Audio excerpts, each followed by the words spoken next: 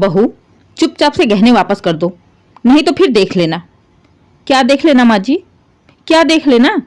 वो गहने मेरे हैं ना, मुझे चढ़ाए गए थे ना, और अपना तो चढ़ाया हुआ गहना किसी को देते नहीं है, इसलिए मैं नहीं दे रही गहने आपको। अपनी छोटी बहू के लिए आपको गहने बनवाने ही होंगे। बहू राधा की बात सुनकर गीता जी गुस्से में तिलमिला उठी और गरजते हुए बोली, तुम्हारी इतनी हिम्मत, तुम मुझे मना कर रही हो? अभी फोन करती हूँ रवि को, खबर लेता है तुम्हारी अच्छी से। आपको जो भी करना है करिए, लेकिन मैं गहने किसी भी कीमत पर नहीं देने वाली। कहते हुए राधा अपने कमरे में चली जाती है। गीता जी का पारा इस समय 7वें आसमान पर चढ़ा हुआ था। उनकी दूसरे नंबर वाली बहू राधा ने तो आज पहली बार में ही पलट के जवाब दे दिया था।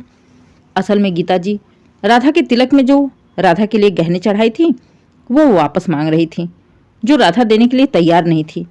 असल में गीता जी ने राधा के पापा से अच्छा खासा दहेज लिया था, बदले में दिखाने के लिए ढेर सारा गहना भी चढ़ा दिया था। गहने देखकर तो सब लोग बहुत खुश हो गए थे, लेकिन असलियत थी वो राधा को ससुराल आकर पता चली। एक दिन राधा अपने सारे गहने एक छोटे से बॉक्स में डालकर रखी रही थी कि तभी वहां पर उसकी जेठानी ललिता भी आ जाती है।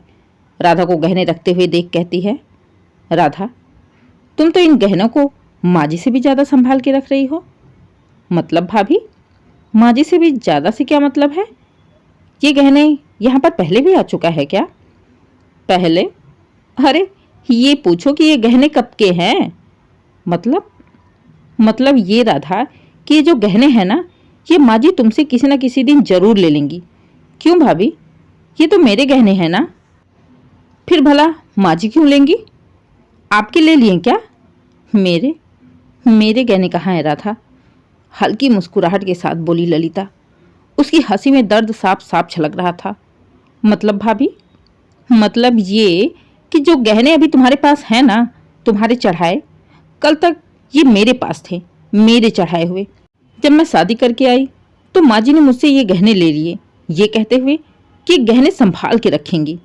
लेकिन बाद में पता चला कि ये सारे गहने उठाकर उन्होंने तुम्हें चढ़ा दिया था। जब मैंने उनसे गहने मांगा तो उन्होंने साफ साफ कह दिया, आजकल गहना पहनने का जमाना नहीं है, सब लोग साड़ी का सेट आर्टिफिशियल पहनते हैं, तुम भी पहन लो, ज्यादा दिखावा मत करो।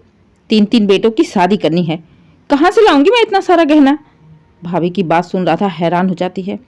मतलब भाभी, ये गहने आपके हैं? मेरे लिए गहना बना ही नहीं है। लेकिन माँ जी ने तो पापा से कहा था कि तिलक में जो पैसे मिलेंगे उसी से गहना बनवाएंगी, फिर उन पैसों का क्या हुआ? ये तो तुम माँ जी से ही पूछो, वही बताएंगी राधा। फिलहाल तो तुम बस ये समझ लो कि ये गहने बस कुछ देर के ही मेहमान हैं तुम्हारे पास। राधा ललिता की तरह सीधी सादी भोली भाली नहीं थी। ललिता की बात सुन उसे गीता जी पर गुस्सा आया। उसने बोला, भाभी, आपका मैं नहीं बता सकती कि आपने माँ जी से अपने गहने क्यों नहीं मांगे, लेकिन इतना तो तय है कि मैं अपने गहने माँ जी को कभी भी नहीं दूंगी, चाहे वो अपने छोटे बेटे की शादी में देने के लिए गहने बनवाएं या जो भी करें, मुझसे मतलब नहीं। अब ये गहने मेरे हैं, मेरे ही रहेंगे। कहते हुए राधा ने बॉक्स उठाकर अलमारी में रख दिया। शाम को जब उसका पति रवि ऑफिस से घर आया तो मौका देखकर राधा ने रवि से गहनों के बारे में बातें की।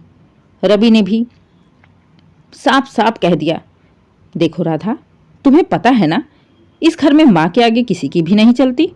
जब पापा कुछ नहीं बोलते, भैया भाभी कुछ नहीं बोलते, तो भला मेरी क्या हिम्मत है कि मैं माँ से पूछ सकूं?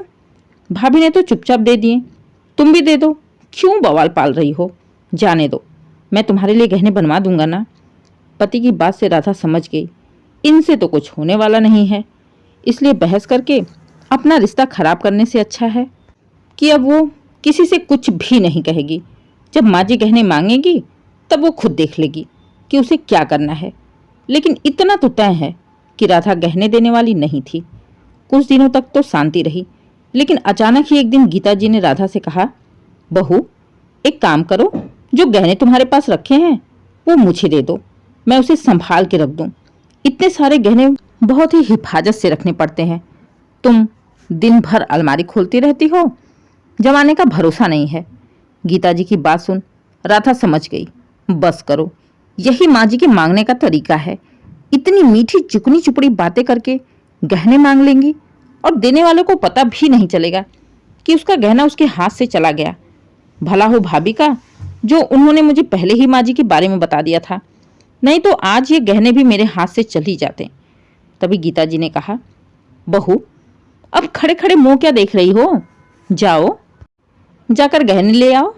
जी माँ जी, अभी लाई, कहते हुए राधा अपने कमरे में चली गई। अब क्या करे, उसका तो दिमाग ही नहीं काम कर रहा था। अगर गीता जी खुलकर गहने मांगती तो वो कुछ कह भी सकती थी, लेकिन ऐसे मीठी बातें बोलकर गहने मांग रही हैं तो किस मुंह से उनसे कुछ कहे। मना भी करेगी तो बुरी बन जाएगी। अचानक से दिमाग में कुछ आता है और बाहर आते हुए कहती है, माँ जी पता नहीं कहाँ मैंने अलमारी की चाबी रख दी। अभी थोड़ा काम है, मैं काम निपटा के चाबी ढूंढ के गहने आपको दे दूंगी। ठीक है बहू, याद से दे देना, कहते हुए गीता जी तो चली जाती हैं। लेकिन अब राधा का दिमाग तेजी से दौड़ने लगा। आखिर वो ऐसा क्या करे जो गीता जी उससे गहना मांगना ही बंद कर दें। सोचते हुए उसके दिमाग में कुछ आया और उसने अपने मायके फोन कर अपने भाई को बुलाया और धीरे से सारे गहने देकर अपनी माँ के पास संभाल के रखने के लिए भेज दिया। 2-3 दिन बाद दोबारा से गीता जी उससे गहने मांगती हैं। बहू अभी तक तुम्हारी चाबी नहीं मिली, अब क्या मुझे बार बार आकर गहने मांगने पड़ेंगे? दे दो भाई, मैं भी निश्चिंत हो जाऊंगी। माँ जी वो गहने तो मैंने मायके भेज दिए, मुझे अभी याद आया। मायके क्यों भला?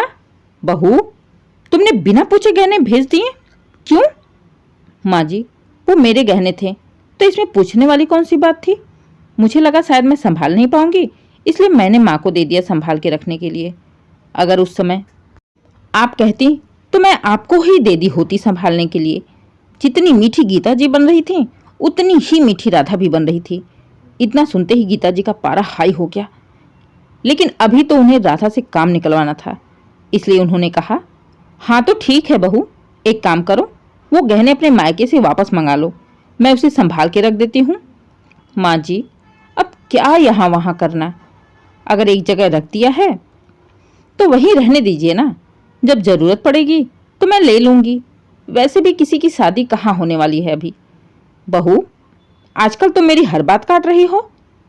एक बार तुमको बोल दिया कि गहने मंगाकर मुझे दे दो तो तुम लगातार मेरी बातों को ना करती जा रही हो। यही सिखाया क्या तुमने कि सास की बातों को लगातार ना करती जाओ? अब गीता जी को गुस्सा आ रहा था। ललिता राधा को लगातार इशारों से मना कर रही थी कि राधा मत लगो माँ जी के मुंह, लेकिन राधा ललिता के इशारे से ही कहती है, भाभी कुछ भी नहीं होगा, आप परेशान मत होइए। इधर गीता जी की बेचैनी बढ़ती जा रही थी, क्योंकि अब उन्हें अपने छोटे बेटे की भी शादी करनी थी। इसके लिए गहने भी जरूरी थे। वो किसी न किसी बहाने गहने मांगना चाहती थी, लेकिन राधा है कि बिल्कुल भी गहने को ससुराल में आने ही नहीं देना चाहती थी। इसी बात को लेकर धीरे धीरे राधा और गीता जी में टकराव शुरू हो गया और आखिरकार एक दिन गीता जी ने राधा से कह भी दिया, बहू बहुत हो लिया, बहुत सह लिया मैंने तुम्हारे नखरे और बहुत मीठा बोली बोल लिया मैंने तुम्हारे साथ। अब चुपचाप से गहने वापस दे दो, नहीं तो मुझसे बुरा कोई नहीं होगा। ठीक है माँ जी, अगर आप चाहती हैं कि मैं गहने मंगा दूं तो मैं बिल्कुल मंगा देती हूँ, लेकिन आप ये बताओ मेरे गहनों की टेंशन आपको इतनी क्यों हो रही है? मेरे गहने हैं तो टेंशन मुझे होनी चाहिए ना, मैंने उन्हें हिफाजत में रखा है ना, जैसे आप हिफाजत में रखती। इतनी क्यों परेशान हैं? अगर मेरे गहने मेरी माँ के पास हैं, आपको दिक्कत हो रही तो मैं बैंक के लॉकर में रखवा देती हूँ। बस बहू अब मैं तुम्हारी एक भी नहीं सुनने वाली। चुपचाप 2 दिन के अंदर में गहने मेरे पास आने चाहिए। वो गहने ना तुम्हारे हैं ना ललिता के हैं, वो गहने मेरे हैं। और वो गहने जैसे ललिता के पास से तुम्हारे पास आया है, ठीक वैसे ही तुम्हारे पास से छोटी बहू के पास आएगा। और जब तीनों बेटों की शादी हो जाएगी तो मैं उन गहनों में से तुम लोगों को बराबर का हिस्सा दे दूंगी, समझी तुम? मुस्कुरा उठी राधा गीता जी की बात सुनकर। पहली बार गीता जी खुलकर सामने जो आई थी, लेकिन राधा भी कहाँ पीछे रहने वाली थी। उसने भी कह दिया, ठीक है माँ जी, फिर आप खुद ही जाकर गहने मेरे मायके से ले लो या किसी को भेज के मंगवा लो, लेकिन हाँ गहने मंगवाने से पहले उसके मंगवाने का कारण भी बता देना। ताकि लोगों को पता भी तो चले कि जो गहने मेरे चढ़े थे वो सारे बस दिखावे के लिए थे, समाज में झूठी शान दिखाने के लिए थे, झूठी इज्जत कमाने के लिए थे। माँ जी, आपने साफ साफ कहा था ना कि तिलक में जितने पैसे मिलेंगे उसी के गहने बनेंगे। पैसे तो आपने अच्छे खासे लिए थे मेरे पापा से, फिर गहने कहाँ हैं? मेरा ऐसा कौन सा गहना है जिस पर बस और बस मेरा अधिकार है? ज्यादा तू तड़ाक नहीं कर बहू मेरे साथ, उसी में से दे दूंगी ना मैं गहने सबको। नहीं माँ जी, गहने हैं ही कितने जो 3 लोगों में बट जाएंगे? सबका तो मुझे नहीं पता, लेकिन मेरे पापा से तो आपने अच्छा खासा पैसा लिया था जिसमें मेरे सारे गहने आराम से बन सकते थे। फिर कहाँ गए वो सारे पैसे? क्या हुआ उन पैसों का? यही बता दो आप। बड़ा हिसाब किताब रखने आई तू मेरे से? बस गहने से ही शादी हो जाती है? और भी खर्च नहीं लगते हैं? लोगों के आने जाने का खर्चा, बैंड वाले का खर्चा, खाने पीने का खर्चा, घर की सजावट के खर्चे, हलवाई के खर्चे, मिठाई के खर्चे, मामूली खर्चा होता है क्या शादी में? कहाँ से करूंगी मैं सारा कुछ? बेटा भी पैदा कर दो, शादी में खर्चे भी करो, फिर क्या फायदा बेटा पैदा करने का? हंस पड़ी थी राधा। आज माँ जी की सारी असलियत उसके सामने, परिवार वालों के सामने जो आ गई थी, वो बिल्कुल ही नॉर्मल थी। गुस्से में तो बस इस समय गीता जी थी। राधा बोली, माँ जी, ये सारी बातें आप मेरे पापा को बता दीजिए और उनसे सारे गहने ले लीजिए, और मेरे पापा जब चढ़ाए हुए पैसों का हिसाब मांगेंगे तो आप अपनी ये कहानी भी सुना देना।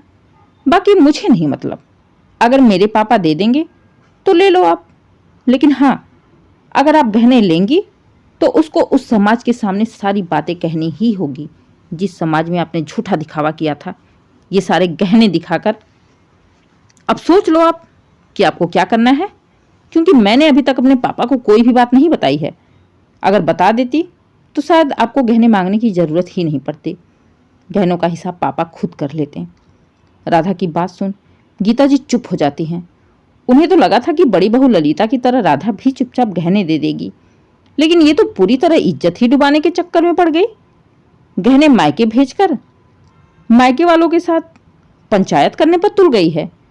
इसने तो मेरी इज्जत की धज्जियां ही उड़ा देगी। अभी एक बेटा शादी करने के लिए है, अब क्या करूं?